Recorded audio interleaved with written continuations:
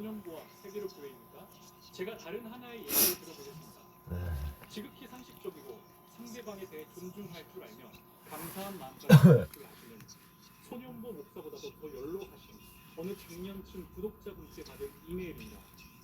이분은 제가 활동하시는 모습이 그들에게 상당히 도움이 된다고 느꼈고 보수 우파들에게 상당히 도움이 된다고 느꼈는데 자기가 전파할 수 있는 다양한 경로를 통해서 저의 역할을 알리는 데 힘을 써줬습니다. 이게 바로 공동의 이익을 위해 일하는 지극히 상식적인 모습 아닙니까?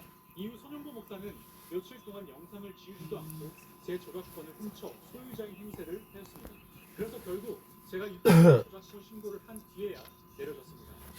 그렇다면 적어도 누가 신고했는지도 알게 된 마당에 피해자인 저에게 이메일이라도 보내주고 어떤 조치를 취해야 하는 것 아닙니까? 어떻게 이 사람을 지금까지 모르쇠로 일관하고 보수 진영이 언제부터 이렇게 추잡스럽게 했습니까?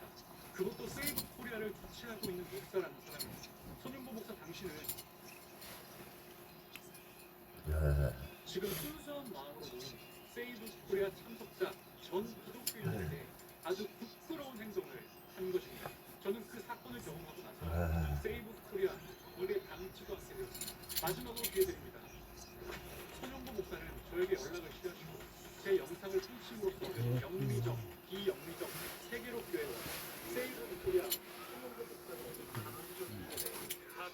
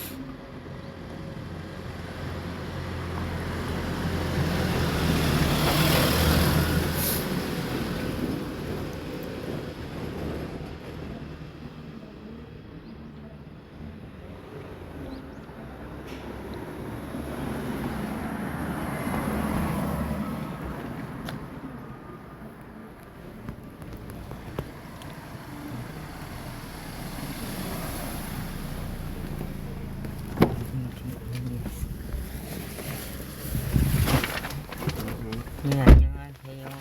금성동이요? 네. 금성동 선생님이요? 네. 안전운행을 위해 전차석 손님은 안전띠를 착용해 주세요. 손님이 설정한 추천 경로 옵션으로 안내합니다.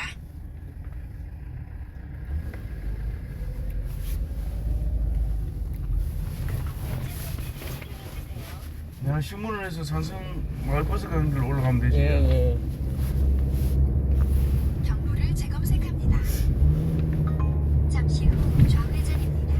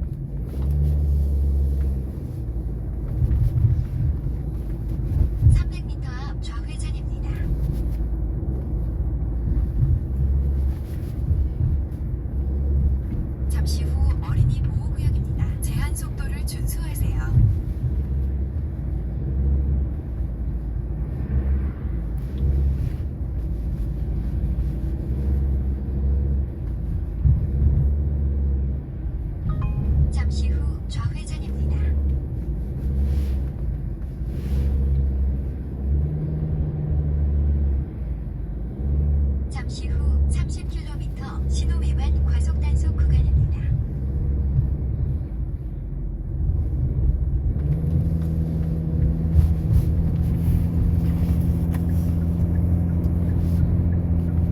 경로를 재검색합니다. 전방에 과속 방지턱이 있습니다. 300m 앞 우회전입니다. 이어서 2시 방향입니다.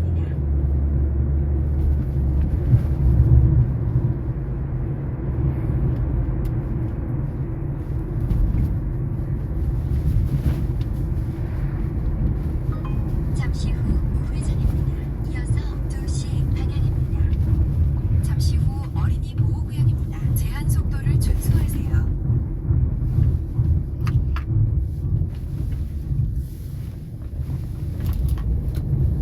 전방에 과속 방지턱이 있습니다. 잠시 후 2시 방향입니다. 이어서 좌회전입니다. 잠시 후 좌회전입니다. 이어서 좌회전입니다. 500m 앞 30km 신호 위반 과속 단속 구간입니다. 잠시 후 좌회전입니다.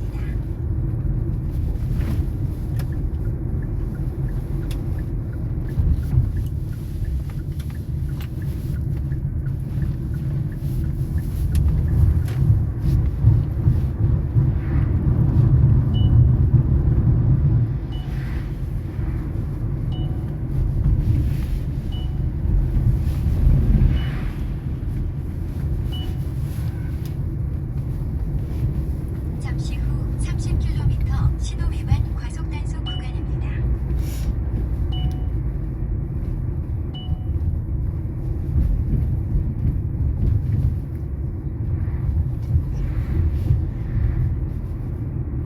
아이고 그날에 서울시민 국회에 달과있지 마침도 국제 내가 하나 소스 딱 줄게.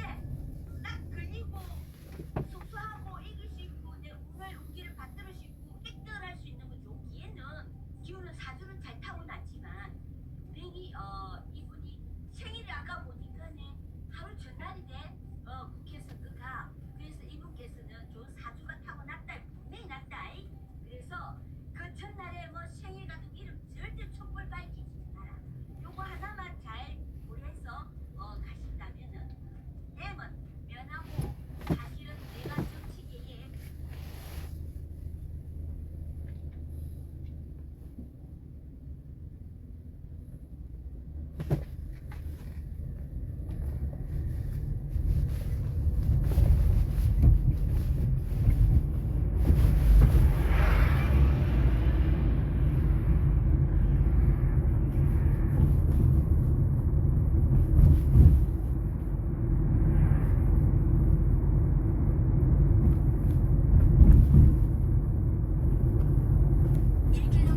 금정산성 방면으로 우회전입니다. 보행자 사고 다발 구간입니다. 보행자 사고 다발 구간입니다. 생명은 생명으로. 그러니까 이것을 갚으라라고 말씀드렸습니다. 근데 사람이 살다 보면 실수 안 할 수 있습니까? 실수할 수 있죠. 그래서 신명기 19장 5절에 보면은 아주 이것을 정확하게 표현해주고 있는데 한번 여러분도 한번 같이 한번 읽어봐요. 시작. 가령. 함께 벌목하러 상림에 자, 이 말이 뭐냐면은 이제 그런 나무를 베러 갔어요. 이웃과 함께 갔는데 이게 웬일인가요? 이 손에서 이제 도끼를 들고 나무를 치다가 보니까 이게 웬일이 도끼가 딱 빠져버린 거야. 그래가지고 어디를 맞췄는가? 같이 일갔던 그 사람의 이웃을 맞춰버렸어. 근데 그를 뭐 하겠어요? 이게 웬일인가요? 맞았는데 또 이게 머리를 맞았다, 어디를 맞았단 말이에요. 죽게 돼가지고 이런 사람은 그 성읍 중에 하나라도 어디를 피해야 돼요? 도피하라는 말이 생명을 보존할 것이다. 그런 말씀이거든요. 이게 우리가 의도적인 것이 아니고 지금 뭐 하는 거예요? 실수로 사람을 죽일 수 있어요. 그렇잖아요. 그러니까 이게 맞았잖아요. 지금 도끼질한데 이게 웬일인가요? 도끼 날이 딱 맞아가지고 상대편에 딱 머리에 딱 맞아버리는 거예요. 그럼 그도 어떻게 해야 돼요? 그런 율법이 하면은 그도 어떻게 해야 돼요? 죽는데 어떻게 죽어야 돼? 도끼에 맞아 죽어야 돼. 이해가 되죠? 근데 그렇게 우리가 하다 보면 그런 실수가 있어요, 없어요? 있단 말이에요. 의도적인 것이 아닐 때에. 예를 들어서 어떤 그런 아주 건강하셨던 그 장로님이 갑자기 막 우리가 그 급성폐렴이 있었죠. 급성폐렴. 황수환 박사가 급성폐렴으로 이렇게 죽었거든요. 그러니까 갑자기 몸이 좋지 못해가지고 이제 막 암이 다 퍼져버린 거예요. 장로님이. 그래서 담임 목사가 이제 신방을 갔죠. 신방 갔는데 보니까 이미 눈이 이제 초점도 흐려지고 그런 상태에서 산소호흡기를 끼고 있는 거예요. 그러니까 물론 목사는 알아봤지만은 그래서 이제 목사가 당연히 기도를 해줬죠. 기도를 해줬는데 왜냐면은 이제 이 뭘 밟고 기도했는가?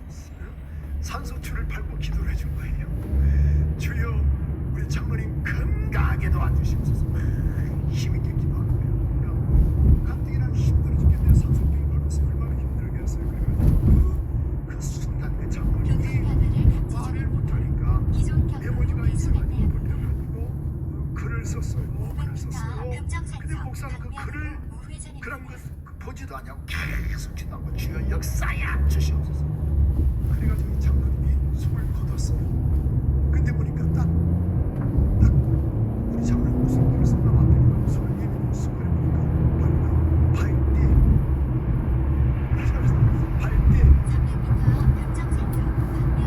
호텔 할인, 여행 할인, 항공편 할인까지 발대라고 새끼를 할 수 없으니까 제가 이제 원래는 잠시 그런 후 말이고 병정산성 방면으로 그래서 우회전입니다. 얼마나 그냥 잠시 후 참으세요. 보호구역입니다. 너 때문에 제한 내가 속도를 지금 준수하세요. 의도성이 있어요 없어요? 있잖요. 있어요 없어요? 한 사람밖에 없다 그러네. 의도성이 있는 것 같아요 없어요? 500m 좌회전입니다. 의도성이 없어요. 그럼 어떻게 할 것인가? 반드시 눈은 눈, 그런 거의 이는 이, 뺨은 뺨, 그잖아요. 전방에 다시 과속 한번 방지턱이 있습니다. 출애기 21장 300m 24절 좌회전입니다. 이는 이, 손은 손으로, 발은 발로. 뭐요? 25절에 우리가 이렇게 말씀하고 있죠. 또 말하고 있어요. 시작. 된 것은 뭐한 것으로, 된 것으로, 사한 것은 사한 것으로, 때린 것은 때림으로 봐라. 갚으라 이거예요. 근데 우리가 이건 반드시 죽어야 하거든요. 근데 문제는 의도성이 없다는 말이죠. 의도성이. 그래서 오산했다고 말이죠. 과실치사. 그래서 하나.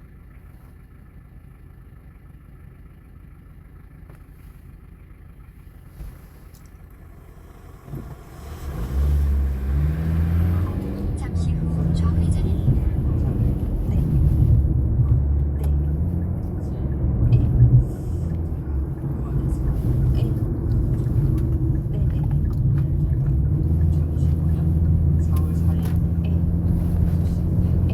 다음 안내까지 직진입니다.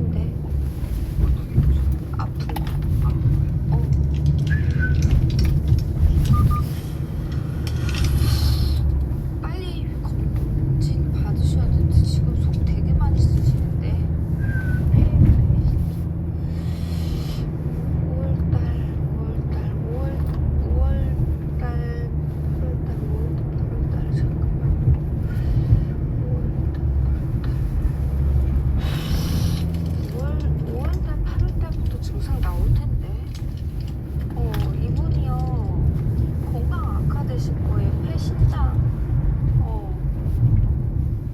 폐가 아니라 여기 뭐라고 해야지? 아니야 폐야 폐 신장 맞고 폐 신장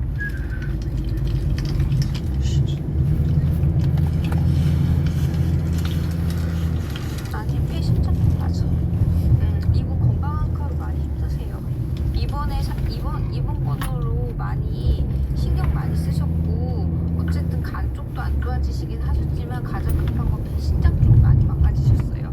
그래서 지금 저는 이제 몸주신이 아무래도 넉대신 할머니시고 그리고 약사조사님이 계시기 때문에 몸 아픈 것까지 몸으로 느끼거든요. 근데 폐 신장 이쪽이 많이 안 좋으신 걸로 보이셔가지고 그쪽이 많이 염려가 되시니까 빨리 건강치료 받으셨으면 좋겠네요. 혹시 오늘 이제 파면이 됐잖아요. 네. 이게 관제로도 이어질 것 같으세요? 할머니 잘 웃으시죠.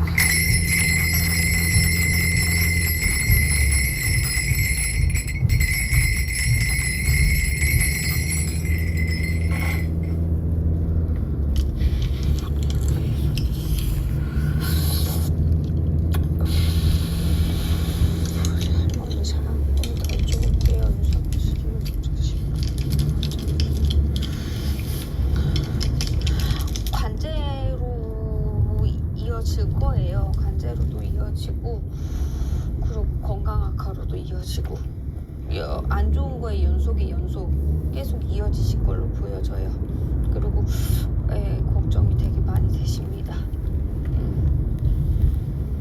이때까지 윤석열 대통령 그 임기 때를 보면은 특히 저 김건희 여사도 이렇게 많이 뉴스에도 나오기도 했었잖아요. 네. 김건희 여사까지도 관계가 보이시는 건가요?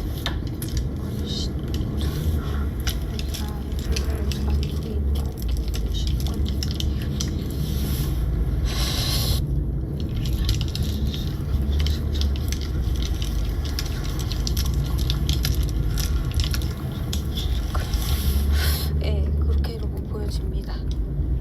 어쩔 수 없는 그런 상황이에요. 지금 그렇게 이어질 겁니다. 그게 25년도가 될까요? 아니면 26년도 이후가 될까요? 25년도 당장으로 이어질 겁니다. 왜냐하면 당이 틀리잖아요. 그 반대 당에서 계속 몰아치려고 그럴 거예요. 어떻게든 잡아내려고 그럴 거예요. 그래서 이번 거는 이렇게 결과가 나온 이상은 반대당에서 계속 몰아치려고 그러기 때문에 빨리빨리 해결을 해보려고 할 걸로 보여져요. 아마도 특히 건강 쪽이 먼저 첫 번째로 느껴지신 거네요. 지금 건강 악화가 제일 많이 걱정이 돼요. 치료를 잘 받으실 수 있을지나 지금 걱정이 많이 됩니다. 염려가 돼요. 지금 상황 자체가 너무 안 좋기 때문에 여기까지 한번 촬영을 해보겠습니다. 네, 감사합니다. 네. 신규 회원 호텔 8% 할인. 설화수는 안다. 피부는 스스로 회복하는 힘이 있다는 것. 정체된 피부를 깨우고 빠르게 순환시켜 다시 윤빛 도는 피부로. 설화수 윤조 에센스.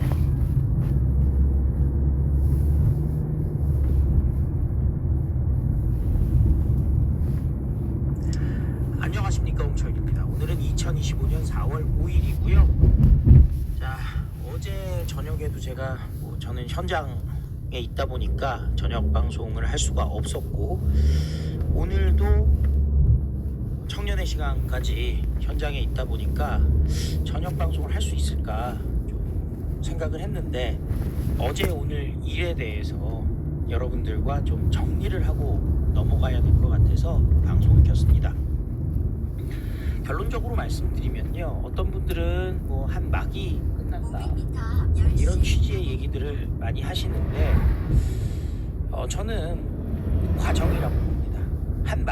한 장이 끝난 적도 없고 한 막이 끝난 적도 없습니다. 우리는 지금 전쟁 중이고 개별 전투들이 벌어지고 벌어지고 있을 뿐입니다. 그런데 전투에서 패배한 거다라고 얘기할 수도 없습니다. 절대 그렇지 않습니다. 이런 과정들을 통해서 우리가 얻는 것들이 있거든요. 굉장히 많은 것들을 얻고 있어요. 그래서 그런 부분들을 오늘 좀 짚어보면서 얘기를 해보려고 합니다.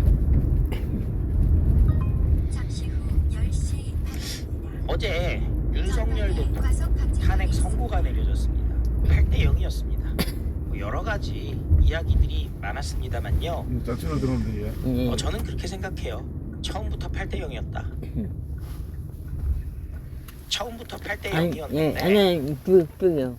이쪽. 예. 12월 우리가 광화문에서 또 한남동에서 정말 애국자들이 하나가 돼서 목놓아 윤석열 대통령 탄핵 무효 외쳤고 그때 계몽령이라는 말도 나왔죠. 그걸 통해서 지지율 52%를 12월 말 1월 초에 달성을 했고요. 또 그러다 보니까 번갯불에 콩고 먹듯이 2월이면 선고를 내리려고 했던 헌법재판관들이 눈치를 봤던 겁니다. 근데 시간이 지나가면서 어떤 일이 벌어졌느냐? 윤석열 대통령 지지율이 우하향했죠.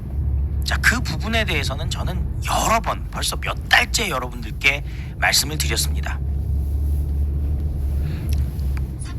여러분들 저희 방송을 시청해 주셨던 분들은 아실 거예요. 지금 지지율이 떨어지고 있다. 정체 내지는 떨어지고 있다 라고 제가 계속 말씀드렸습니다. 결국 헌법재판소가 이 정도 해도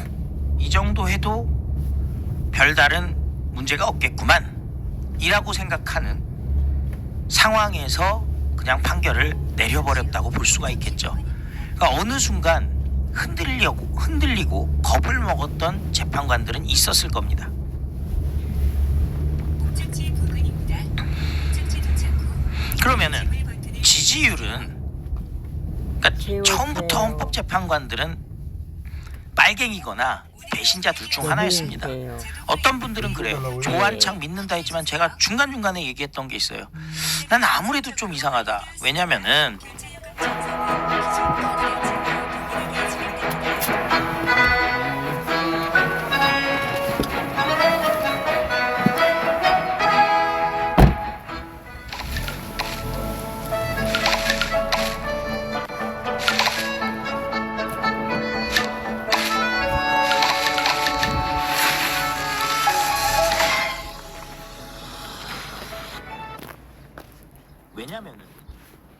청문회 때 조한창이 계엄은 내란이라고 얘기했습니다.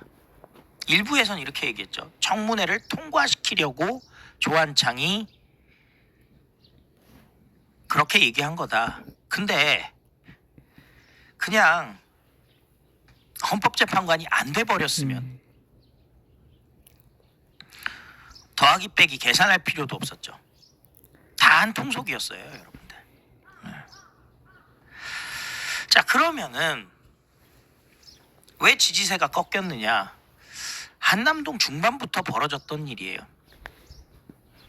정광훈 목사님, 그러니까 이게 우리가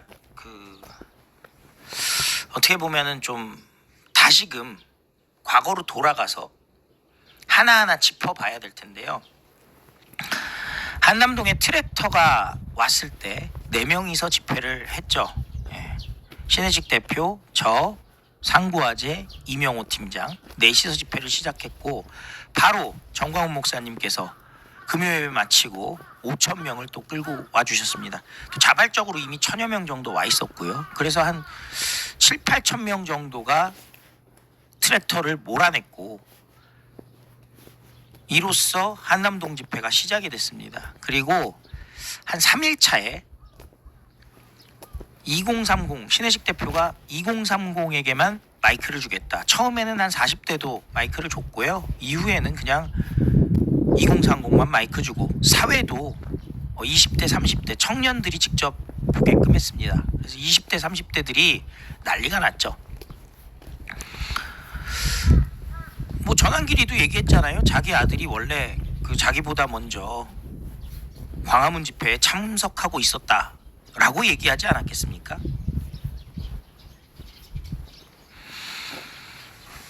자, 결국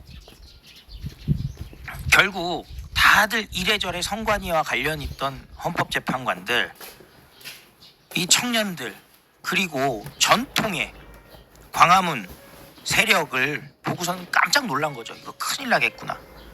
그런데 거기에 찬물을 뿌렸던 사람들이 있었습니다.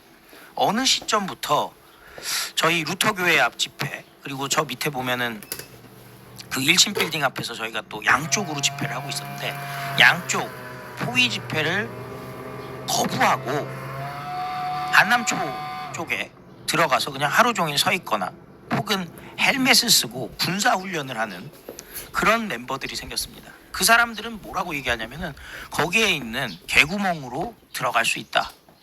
그리고 정확히 말씀드리면요, 한 볼보 앞이, 처음에는 좌파가 있었습니다만 나중에 우리가 좌파 빼냈잖아요. 볼보 앞이 대통령 관저 정문과 훨씬 가까움에도 불구하고 지속적으로 미신고 집회, 불법 집회를 얘기하던 세력들이 있었어요.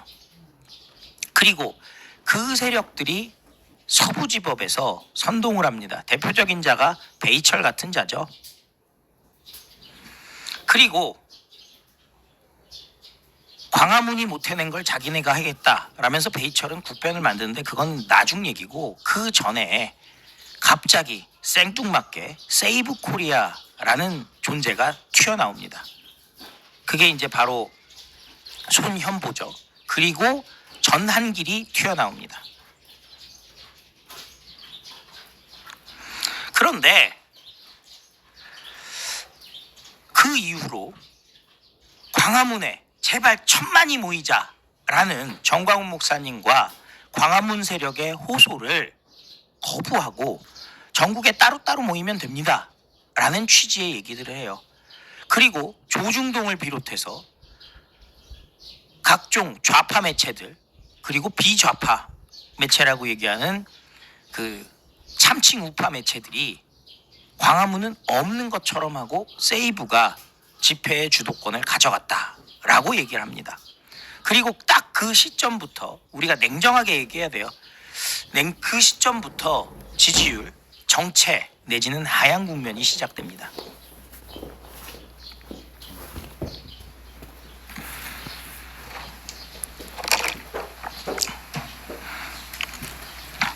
그리고 전한길 본인은 지속적인 거짓말과 뒤통수로 언론 플레이를 하면서 광화문을 공격합니다. 서울구치소에 전한길이 나온 날, 저는 그 당일에 구독자가 5,000명이 빠졌습니다. 저는 당했을 뿐인데, 뭐 다 시청하신 분들은 내용 아시잖아요. 전한길 측에서 판 깔아달라, 의자 깔아달라, 방송해달라, 조명해달라, 마이크 켜달라. 우리는 이미 집회가 끝났어요. 서울구치소는 외진 곳이기 때문에 참여자들이, 특히 어르신들, 대중교통이 일찍 끊겨요. 왜냐면은 서울구치소에서 마을버스를 타고 인덕원역까지 가서 4호선으로 또 탄 후에 또 집으로 갈 때 또 4호선에서 어딘가를 또 갈아타셔야 될 거 아니겠습니까? 그러니까 저희가 집회를 늦게까지 할 수가 없어요. 그리고 외진 곳이기 때문에 어둡습니다. 언덕입니다. 겨울입니다. 위험합니다. 얼어가지고. 근데 사람들 가지 못하게 잡아달라고까지 얘기를 했습니다. 그리고 어떻게 그 사발통문이 돌았는지 몰라도 기사도 이미 나왔고요. 전한길이 서울구치소로 온다더라 얘기까지 돌아서 전한길 지지자들, 세이브 지지자들까지 온 상태였습니다. 그리고 저는 방송할 생각도 없었는데 기왕에 오셨는데 방송도 틀어드려야죠 라고 해서 저희 몇 명이서 간담회 조그맣게 하려고 틀 준비를 하고 있었는데 어떻게 소문을 알고 또 서울구치소에서 24시간 철야를 하시던 유튜버들도 있었기 때문에 그분들이 다 틀고 기다리고 있던 상황이었어요. 근데 이제 전환길이 유튜브를 다 끄라고 얘기를 했죠. 제가 할 수 있는 얘기는 뭐였냐면은 제가 다른 독립 유튜버들을 이래라 저래라 할 수 있는 권력이 없잖아요. 그래서 알아서 하시라고 했어요. 그 말도 제가 했고요. 제가 그런 권력이 없습니다. 권한이 없습니다.